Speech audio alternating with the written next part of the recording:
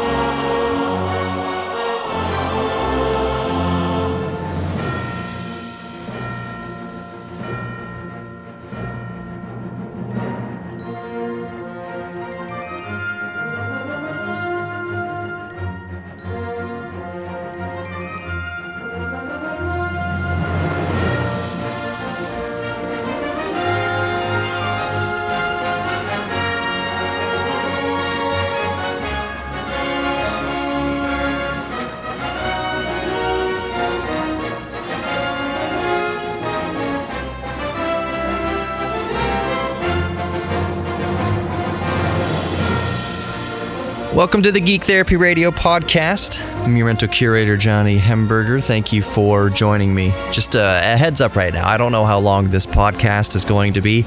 I hope it's of normal length. And if I'm honest, it probably will be of normal length. But if it's not, I'm battling kind of a sore throat right now. Upper respiratory thing. I just overall feel kind of run down and not great. But for someone who uses their voice a lot for podcasts and radio work, sore throat isn't the best thing in the world. So if it's a little bit shorter of a podcast, if I just need to bow out and tap out and say uncle, I hope you'll forgive me. Quick reminder, of course, all pertinent information that I mention here in the podcasts are available in the podcast description. Do not ignore the podcast description. There's some good stuff in there. The Patreon link is down there if you want to support that. The Geek Therapy Radio website is there. It's a good portal to all sorts of other different things. Yeah, that's all. Most importantly is the email. That's the best way to get in direct touch with me is through the email. And once again, thank you all for those of you who reach out via email and let me know what you're a geek about.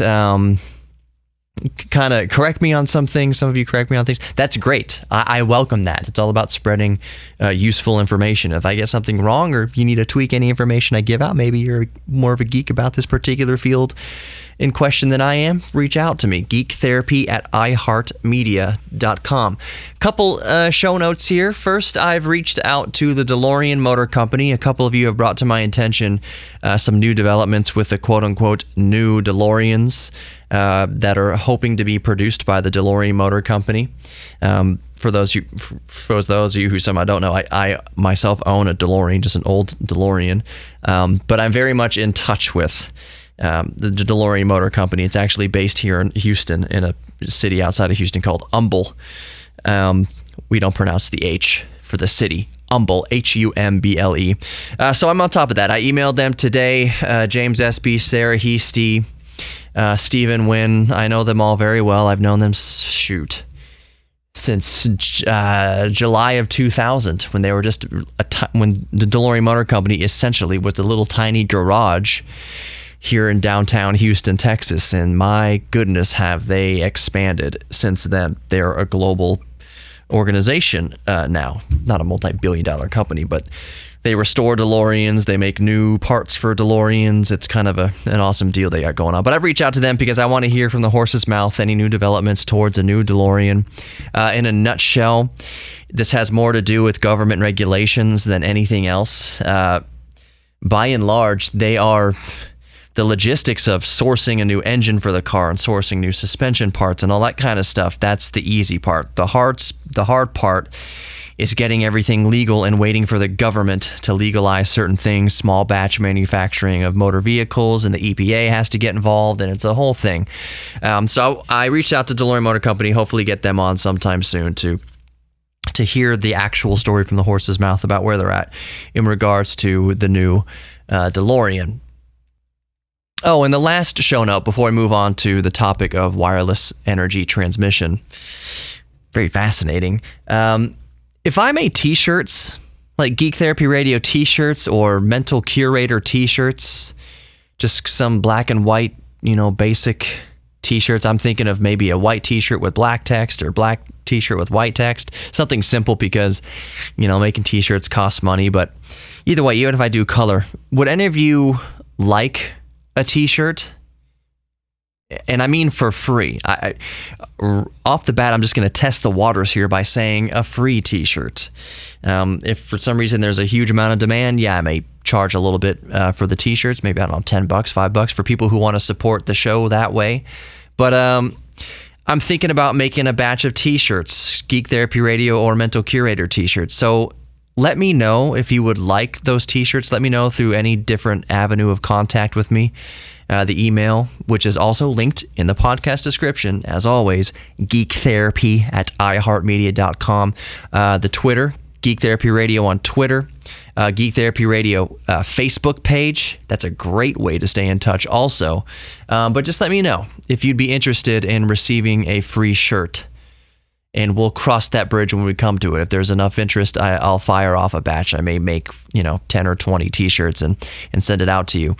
On that note also, this is one of my goals in 2020, as far as the broadcast goes, as far as Geek Therapy Radio in total goes. As I say in the radio show, in the broadcast, I say that the radio show broadcast is promotion for the podcast because it's 2020. That's what technology is. A lot of people are listening to podcasts nowadays, but I still enjoy doing the radio broadcast, and I treat the radio broadcast as promotion to promote the podcast. That being said, as you are listening in any English-speaking part of the world, if you're listening in the United States, if you're listening in any other area of the world where they may have, English-speaking radio stations, please let your radio station know about Geek Therapy Radio. All you have to do, my goal is for syndication. I would like for Geek Therapy Radio, the broadcast, to air in more markets. I don't care how big the city is. I don't care how big the market is. Houston is a huge market. It serves over 6 million listeners.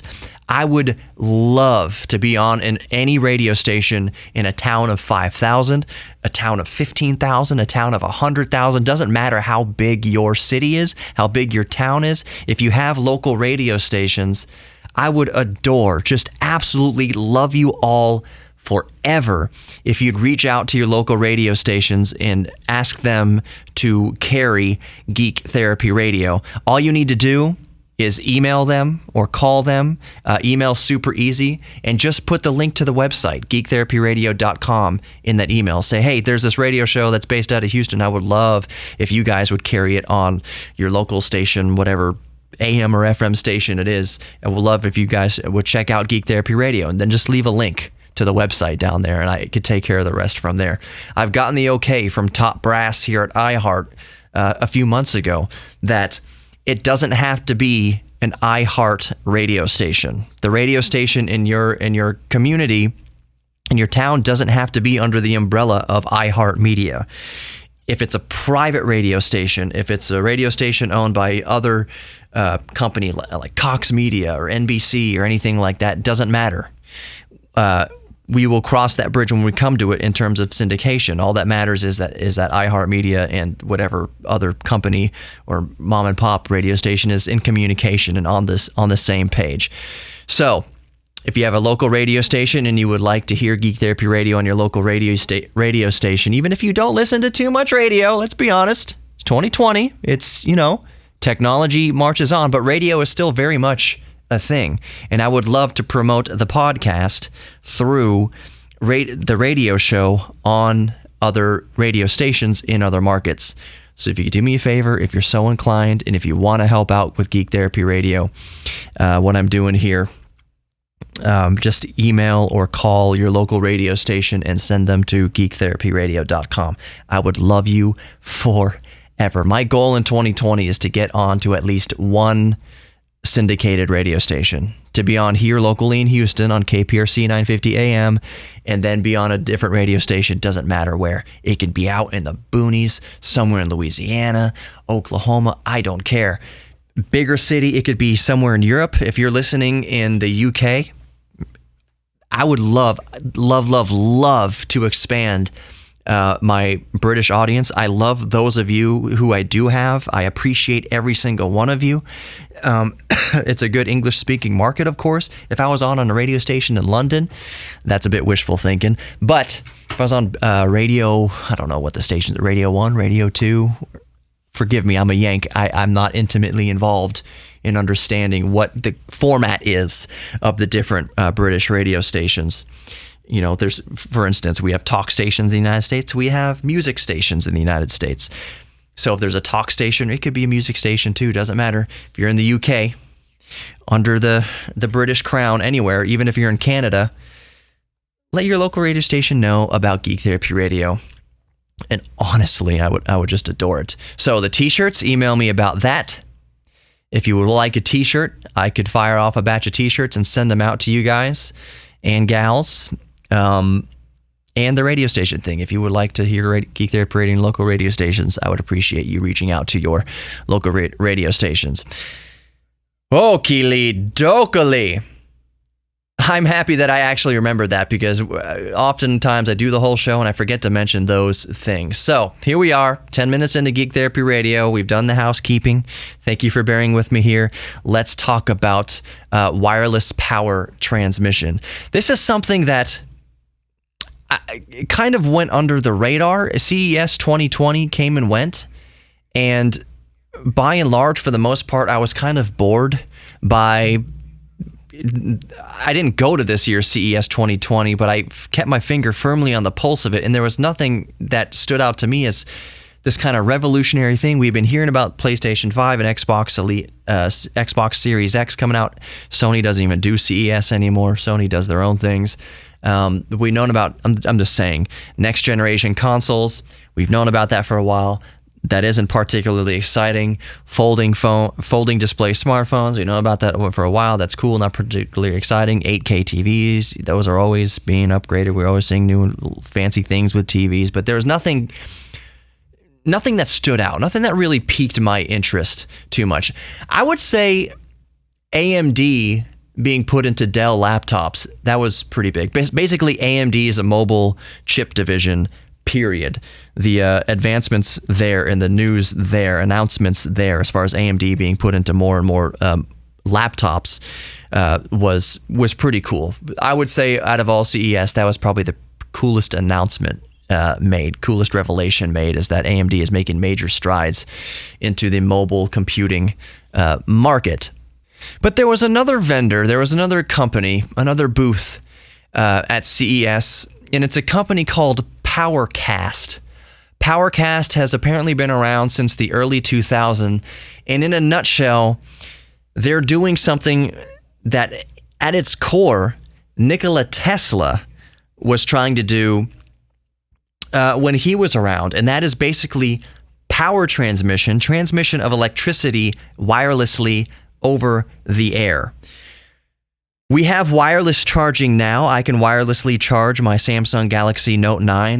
My smartwatch can charge wirelessly. You have to put it down on a pad with a coil, induction coil. There's an induction coil in the phone. There's an induction coil in the wireless charging pad, but you have to have your device and those two coils lined up just right to charge wirelessly like that. What we're talking about here is wireless energy transmission, charging your devices from a distance over the air. That is such a cool concept. Like I mentioned, Nikola Tesla was dabbling with that back in the day. It is a reality.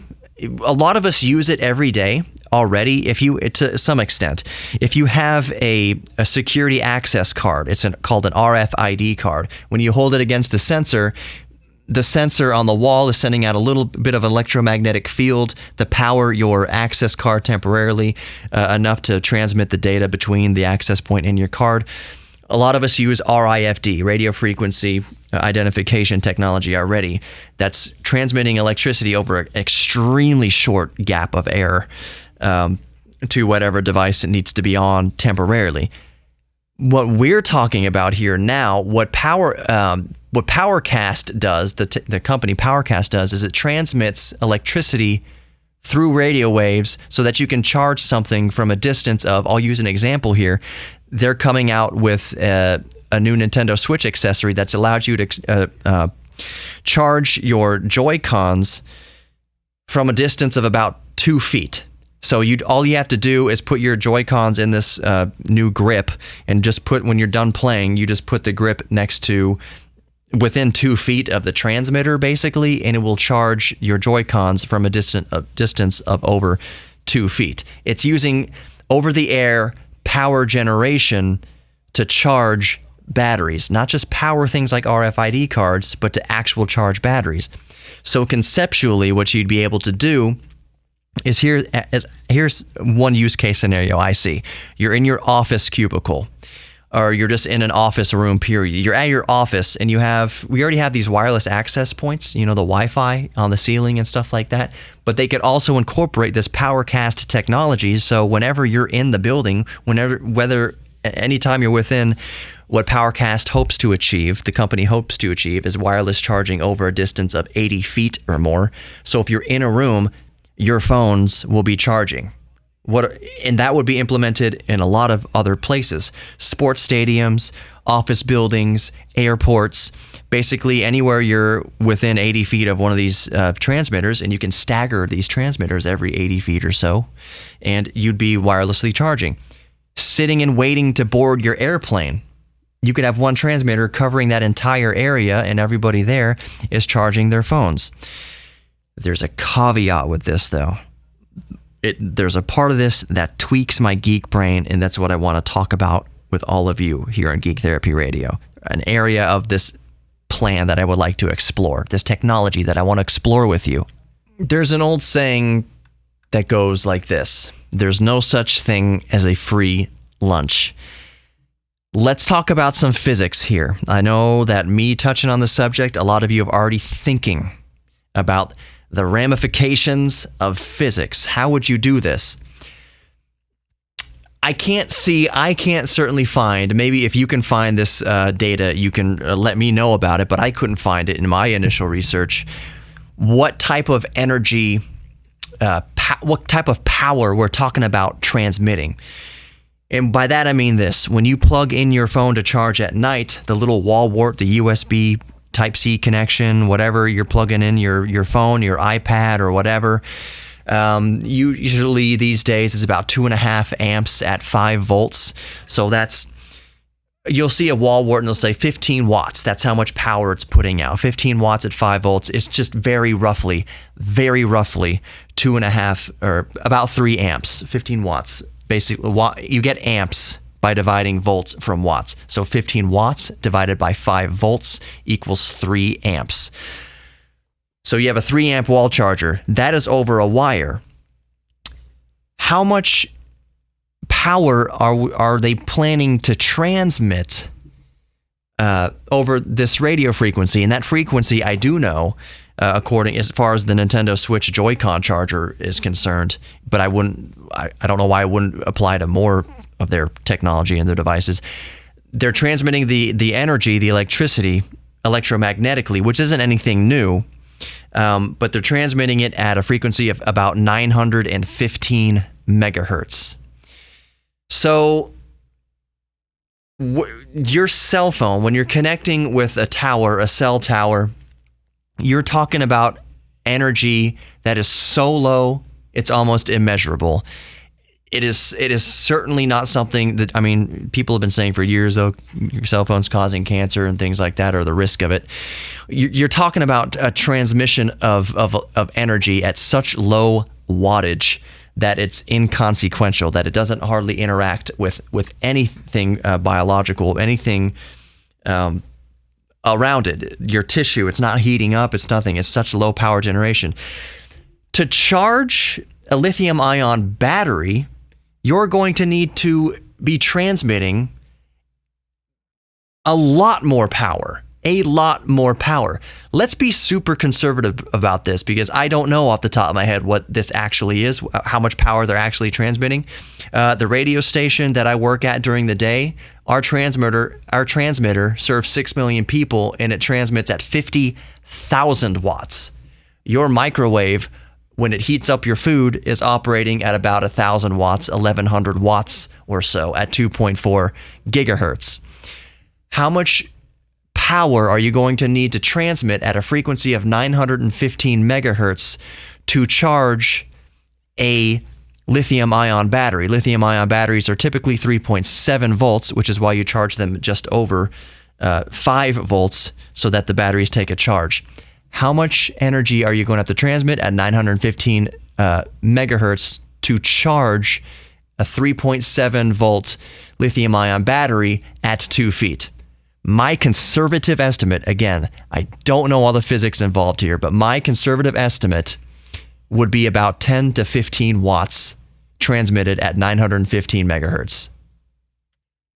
Now, health-wise, that doesn't seem very dangerous, especially at 915 megahertz. If we were talking upper gigahertz ranges that kind of interact with water molecules and your actual cells, 915 megahertz, don't quote me on this, but is a relatively harmless low frequency of radio transmission. It's not going to hurt too much. That being said, there would probably be warning in the literature when you buy this device saying, hey, don't keep this by your dog's bed. Don't put this by your cat's litter box. You probably don't want to be within 2 feet of this for 24 hours a day with 10 or 15 watts of electricity or whatever being beamed right through your head. Will it have any effect on you at all? Probably not, but it's probably better and safer if you just keep this 15 watts of transmission source away from you. CB radios, walkie-talkies, we've been using those for years. They transmit at about 26 megahertz. That's a very low frequency. Maximum legal limit is 5 watts. And people have been doing that for decades with no adverse effects. So we're not talking about too much more wattage than what walkie-talkies already transmit at. Those family radios, those FRS radios that people take on ski trips, those are transmitting at about a half a watt, 1 watt up to 2 watts. Some radios, if you submit a license request for a license from the FCC, you can get them up to something like 5 watts right next to your head all day long. No adverse effects. But we're talking about enough electricity being beamed through the air to charge lithium-ion batteries and charge cell phones. It's a little bit more electricity. It's a little bit more radiation. Probably harmless, but at the same time, there's probably going to be some warning saying, hey, don't stick your head by this thing for any prolonged period of time. There might even be safety protocols built in. Hey, we've noticed that there's been an interference that may or may not be organic, so we're going to reduce the transmission power or cut off transmission in that direction, whatever. There's going to be some safety in here. Overall, I'm saying theoretically it's safe, but going back to my little analogy of implementing this in an office space or implementing this in any sort of public location like an airport or sports stadium, 15 watts transmitted at 915 megahertz isn't going to cut it. That'll charge one phone. If you're hoping to charge, let's say there's 100 people waiting to get on an airplane, and you have potentially 100 phones that will need to be charging at maybe 1 amp or so. We're not talking about like super fast charging here, just kind of constantly charging throughout the day. 100 people charging at half an amp, 1 amp. You're talking about a transmitter that's going to have to be transmitting in the ceiling at, what is that, 1,000 watts? 100 watts divided by 10 people would be 10 watts per person. 100 people, that's 1,000 watts. Something tells me at that point, things would tend to be not favorable by the governing bodies. That maybe a transmitter at 1,000 watt transmitter, even at 915 megahertz, 10 feet above someone's head while they're waiting on an airplane, that might not be the safest thing in the entire world. That said, there's all sorts of ways to figure this stuff out.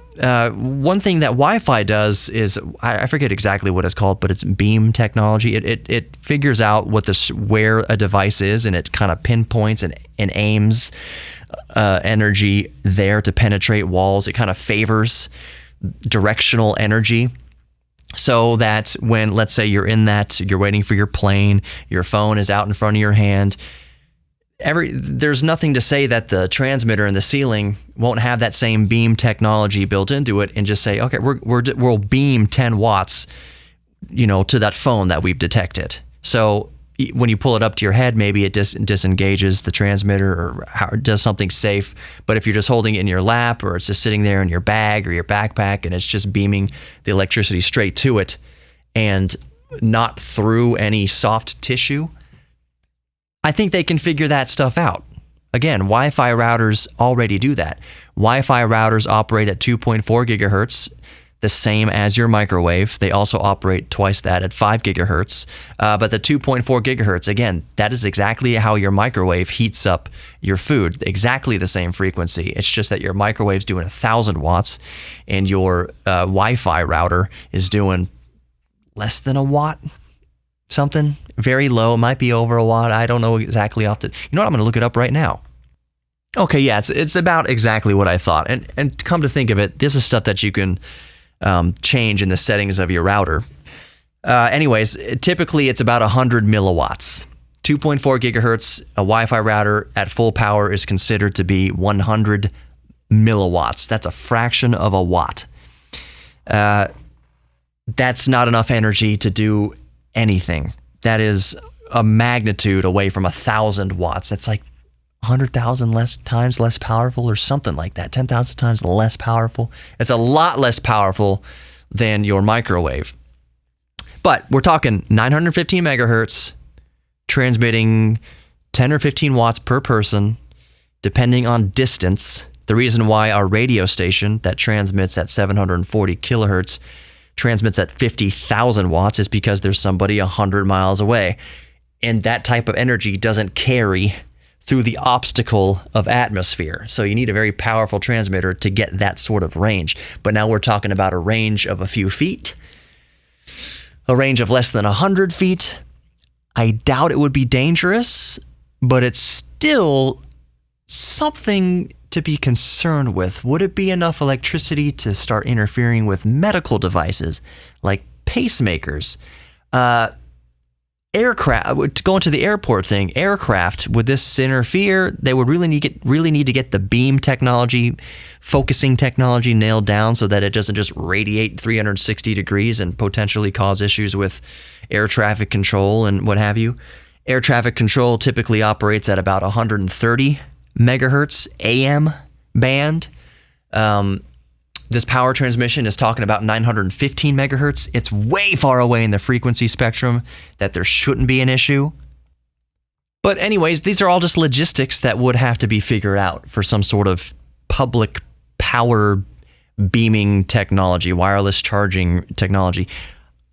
I think it's really cool. I think the concept of it all, to be able to go into work with your phone and it's just being charged all the time while you're sitting there at your desk, while you go to the bathroom, while you're playing Angry Birds on the toilet and your phone's just charging. That's a really, really cool idea. The actual technology of it is really, really cool to think about. But still, I was just kind of going over the logistical concerns and possible health concerns of implementing such technology. Another cool use case scenario for this, and real quick, I'll link the company's website below in the podcast description. Another cool proposed use for this would be for analytics and data analytics and analyzing things in real, not necessarily real time, but real time or just collecting data. I'll just say, picture a baseball. To use a sports analogy here, pitcher in baseball or in cricket, PowerCast alludes to putting this technology in a cricket ball. PowerCast doesn't have to charge anything, doesn't have to necessarily charge anything, but it can. So basically like a glorified RFID badge. picture a little sensor inside of the middle of a baseball, and you put a transmission line buried underneath the turf that basically keeps the little sensors inside of the baseball powered at all times, so you can calculate and tabulate every dynamic aspect of the baseball, or increase the what do you call it? The fidelity of the data collected from that baseball as it travels through the air, as it comes off the bat. That'd be very, very cool. That's a very cool application. You'd have to figure out how to implement this technology inside the baseball and still keep it within spec, and then you'd have the whole governing board of whatever sports league you're talking about okaying the use of this technology, and then you'd have people stealing the data from the dugouts or the other team and whatever. Okay, so I found some information as I'm doing the podcast here. I found some information as far as an actual product that they sell right now, and you can get it on Amazon. However, it's called the PowerSpot. It's the PowerSpot RF wireless transmitter. And as of right now, it works. It's kind of an evaluation tool. It costs $100. I don't suggest anyone actually go out and buy this to charge your phones. It's not going to work like that. But if for some reason you have products and evaluation tools that have the embedded, what they're calling the Power Harvester chipset. So I don't even know what has Power Harvester chipset built in right now, other than that Switch Joy-Con charger. But if you have something with the Power Harvester chipset, you can buy a product right now called the PowerSpot RF wireless transmitter. And it does give specs of what type of transmission we're talking about here. It's the 915 megahertz transmitter. I'm just going to read the specs right off of here under features. 915 megahertz transmitter, direct sequence spread spectrum modulation, 3 watts. This is the important one. 3 watts effective isotropic radiated power, or EIRP. So my initial estimate was going to be 10 to 15 watts for that 2 to 3.5 amps or whatever. But 3 watts is now divided by the volts. That's 750 milliwatts or something or milliamps of effective charging power. This isn't going to charge anything quickly. Again, this PowerSpot thing is only for kind of demonstration purposes and for you to test the technology if you have the means to do so. But it's transmitting 950 megahertz at 3 watts. That's a very slow charge. But then again, the idea is you just set down your whatever to charge nearby. It's going to be there for several hours anyway, so it doesn't matter. 5 volts DC input power. That makes sense. So powered off of LED base or USB, basically. No configuration required. Blah blah blah blah. But here, product benefits: fixed frequency, no adjustments needed. Just plug in to provide power. Small form factor, small blah blah. Integrated antenna, high gain directional antenna for maximum distance. No external connectors needed. LED status indicator, So, the important information to take away from there is that 3 watts. That's how much power is being transmitted over 2 feet. 3 watts, 950 megahertz. I don't think that poses any threat to life and limb. But again, I don't think you'd want to put it next to Fido's food bowl or next to the cat box or wherever your animals sleep. But that's really cool. That's really cool. The direct sequence sped spectrum and the fixed data transmission and factory configured ID. Neat. I just wanted to bring this technology to light and see what you thought about it. You know, you can contact me any of the ways I mentioned before. Where do you think it would be cool to implement this technology? I'm telling you, this is what Geek Therapy is all about.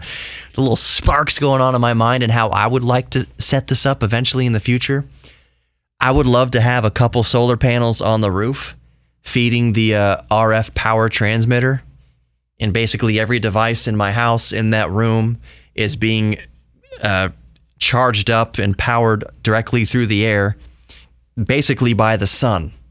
Just go into the charge controller, going to lead acid battery, whatever, as a backup. And basically anytime, the sun is providing all the energy. So I already do that now. I already have solar panels on my house, just only 45 watts worth, that I keep my battery banks charged up with and a couple of lead acid deep cycle batteries charged up with. And that's how I charge my phone every night, how I charge my tablets and what have you.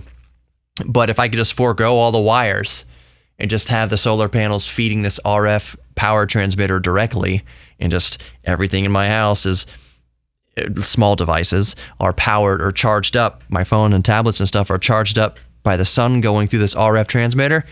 Sweet. That's a nerd dream. That's geeking out right there.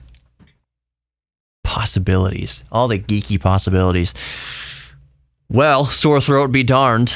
This is turning into a normal 30-minute plus podcast, so that's great. Thank you for listening to Geek Therapy Radio. Remember that we're all geeks about something, so lean into your geek thing. Maybe a lot of you already knew about this technology, but didn't know that it was so close to being consumerized, I guess, that we could charge your Bluetooth controllers and your phones and stuff with it, maybe in the near future. Who knows? Let me know what you think about the technology in general. As I mentioned, I'll leave the company's website linked in the podcast description below, along with my Patreon and Geek Therapy Radio website and all that kind of good stuff. But like I said, we're all geeks about something. Lean into your geek thing.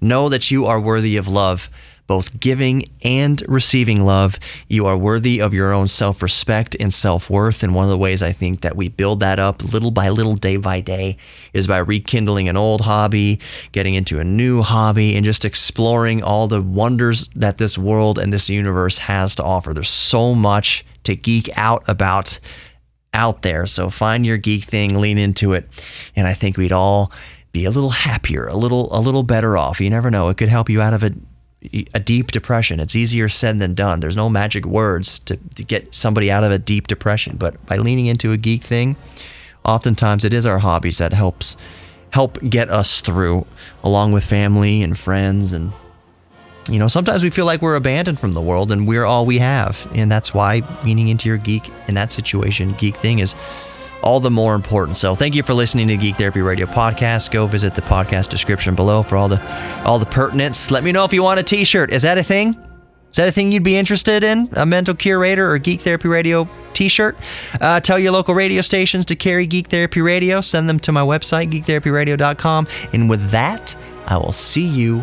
I guess the next one is the podcast version of the broadcast. So have a great weekend, everybody. I'll see you soon.